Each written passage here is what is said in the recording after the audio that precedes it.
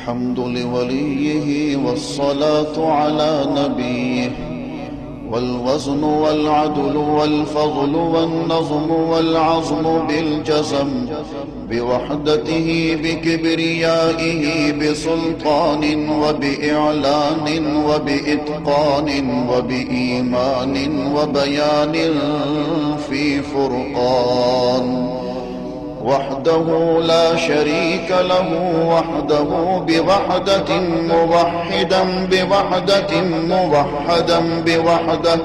وحيدا وأحدا بلا مدد وجدد ونصب ووصف في الكمال، لا شريك له ولا نظير له ولا مثل له ولا مثال له، ولا وزير له ولا مقارن له ولا مكاظم له ولا مداني له ولا مضارع له، ولا جلد بلد ولد جسد رسو جزو ونزو عظم له، ولا جذب وصف عيب تاب بيت خصم له، ولا مقارن له ولا مكاظم له ولا مداني له ولا مضارع له ولا مناظر له.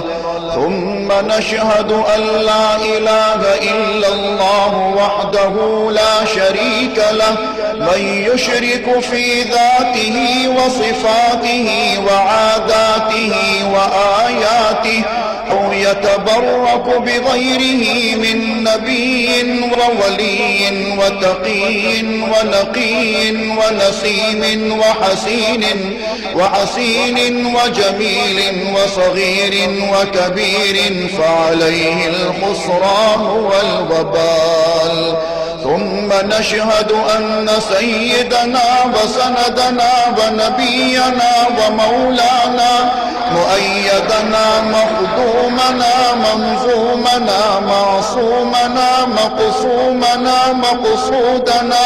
أجدر الخلق جديرنا أعظم الخلق وأشرف الخلق وأحسن الخلق وأجمل الخلق وأكمل الخلق وأنور الخلق من الحسن والصدارة والولاية والحكاية والعناية والهداية والأمانة والإمامة، أعلانا وأجلانا وأتقانا وأزهدنا وأرفقنا وأنورنا وأخدرنا وأكبرنا،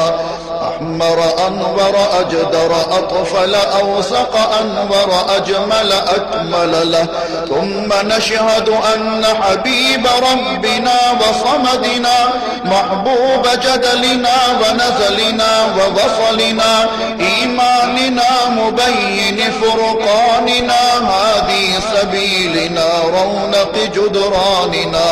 هو عدوة نظمة قدوة رتبة أسوة حسنة، وبدلائله القاهرة الغالبة الظاهرة الباطنة صعد إلى سدرة المنتهى في ليلة المعراج كشف الدجى،